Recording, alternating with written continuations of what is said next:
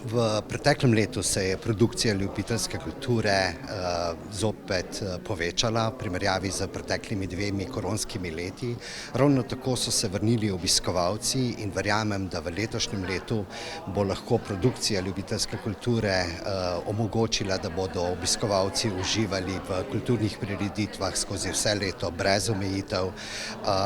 Kulturna društva so pa sedaj soočena z, novim izzivom, kako privabiti mlade ustvarjalce in kako nadaljevati delo, ki so ga že, ki smo ga zastavili v preteklih letih. Predvsem na gledališkem področju, ker kar se tiče orkestrov, orkestri pridobivajo mlade, medtem ko gledališče in pa tudi literarne skupine, se pravi recitatorske skupine, so tiste, ki predvsem pogrešajo mlade nadebudne glasove.